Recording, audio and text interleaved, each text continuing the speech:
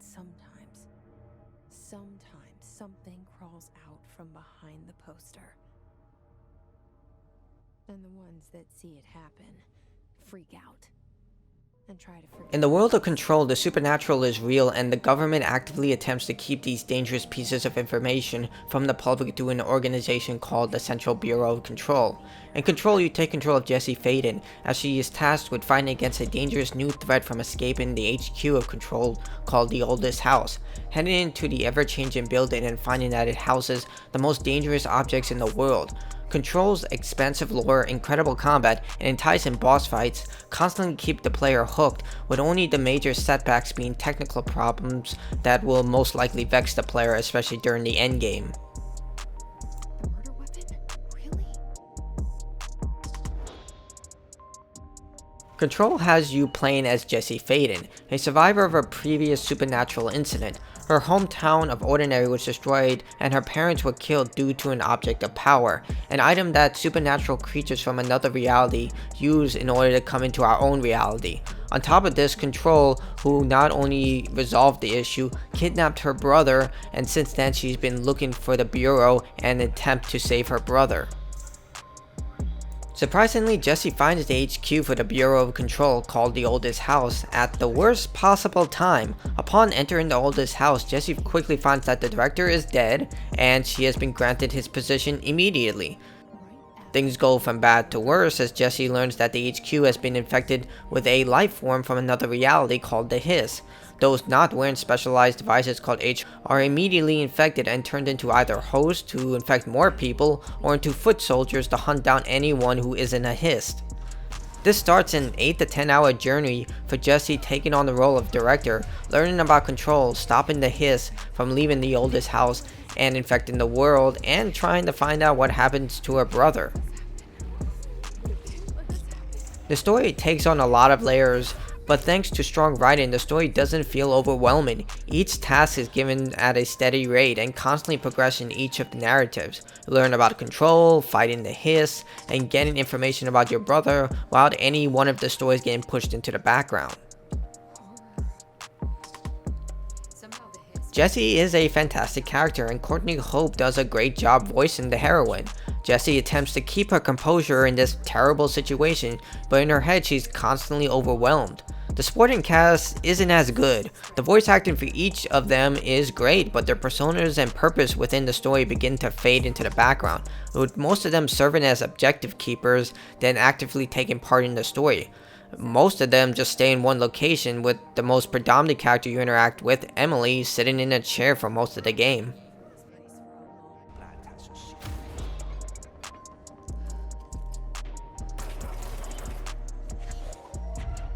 Control is a third-person action-adventure Metroidvania title. There's a lot of exploring, and the game constantly encourages this by providing lots of collectibles that give context into the world, including the people working at the HQ, the supernatural items, and expanding on the overall narrative of Jessie's background.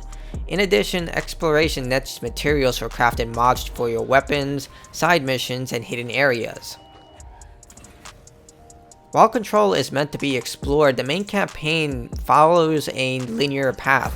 A constant complaint for Metroidvania-style games is that there's a large amount of backtracking, but for Control that's not really necessary. You do have to go back to the main area in order to get your next objective, but for the most part, Control's main campaign follows a straight path. However, once you start exploring, Control begins to open up, with unique areas and exceptional boss battles. The main campaign is lacking in boss fights, but the side missions have you facing against some incredible enemies, some of which require a great deal of effort to defeat considering Jessie is a glass cannon. You see, Jessie comes equipped with two primary forms of attack, the surface weapon and her telekinetic abilities. The surface weapon is a powerful supernatural item, capable of taking on the form of a pistol, shotgun, grenade launcher, and rifle. Each of these mods can be upgraded and modified with various mods. You can craft more mods with materials found in the environment and deconstruct the mods for more resources. The surface weapon cannot be reloaded and instead recharges over time. This will require a little getting used to, especially for more seasoned third-person shooter fans. Your shots are limited to a specific meter that take up a specific amount of charge with each weapon used. For example, the pistol uses 1 bar, while the rifle uses half of the meter for each shot. Jessie's other form of defense and offense comes in her telekinetic abilities. This ranges from throwing items to shielding herself with rocks. Most of these abilities are optional and require exploring the environment to obtain. You can upgrade these by earning skill points by completing missions. It's not a traditional experience system. You have to complete missions in order to earn points that you can invest into the skill tree. You can obtain all the skills, so there's no optional skills or dedication to a specific type of ability. As I stated before, Jessie is a glass cannon. Despite the incredible amount of options and powers at her disposal, she can't really take a hit, especially against much of the bosses. Some of the optional bosses can easily kill Jessie in a couple of hits. This makes evasion and mobility essential to survival, especially since her health doesn't regenerate. You must pick up health orbs from killed hiss in order to regenerate your health, or head to control points which serve as fast travel points as well. The hits themselves come in a variety of options. Most of them are expected enemy types such as foot soldiers, snipers, rocket launcher users, and heavily armored brutes with miniguns. Some hiss use telekinetic powers, turn invisible, or hover and throw items. All of them are enemies we've seen in other games, but they still offer a great challenge, especially in groups. However, the enemy AI varies throughout the adventure. There have been multiple instances where I could easily exploit the enemy AI. Just take a look. This is one example of me exploiting the enemy.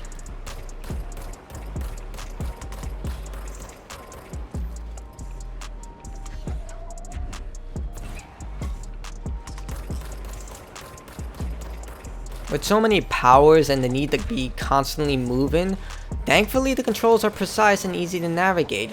Using your telekinetic powers combined with your service weapon is a breeze. The cover system isn't that great. You cannot lean against walls and you have to use a very archaic way of just shooting and taking pot shots. You can crouch for lower forms of cover, but it isn't that ideal. This will be an unpopular opinion, but I felt like Remedy should have mimicked the Mass Effect Andromeda automatic cover system, and it would have been much more ideal here. But that's just my argument.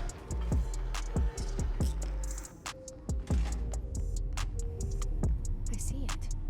Another object. Remedy Entertainment is notorious for making their games have incredible atmospheric visuals. We've seen this in Max Payne, Alan Wake, and even the mediocre Quantum Break. Control's atmosphere shares this incredible quality, and it's definitely worth noting. Dark and unnerving, tension constantly showers the player. This is mostly due to the deadly supernatural items that are housed throughout the game. Each one has a unique backstory, and when Jessie is forced to interact with one of them, well, it makes reality bend, twist, and turn into complete mush. Complementing this is the amazing soundtrack, adding to those tense moments where reality cracks and when you're facing against some sort of supernatural beast.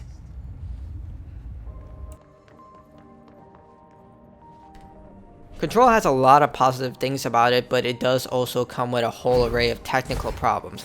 The most notorious being the dynamic map. You see, you can overlay the map onto the gameplay without having to go into the menus. The problem with this is that it doesn't show the actual map all the time and just the name of the locations. Another major issue I encountered was audio problems. Sometimes the characters' voices would not manifest during cutscenes, and during the finale of the game, which I can't show for spoilers, the entire game was mute and I had to replay the entire game in order to find out what exactly even happened.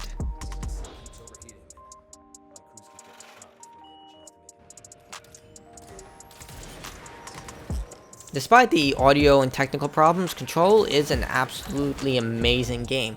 The world was teeming with interesting lore, and fighting the deadly monsters of the oldest house was a thrill. Discovering new locations, exploring said areas, and finding a new area to explore was a constant thrill.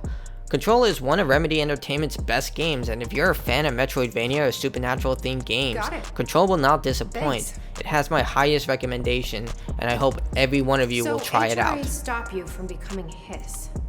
Wait, it seems that way. I mean, I hadn't even heard of an HRA until a few weeks ago when Dr. Darling started handing them out. Well, I began analyzing mine as soon as I got it. I mean, each one seems to emit a powerful short-range frequency way beyond anything I've ever seen. Doesn't the timing seem suspicious? I thought that too. Dr. Darling usually likes to unveil his latest breakthrough in big presentations. With these, he just passed them out. Yeah, his behavior makes me wonder what exactly he knew.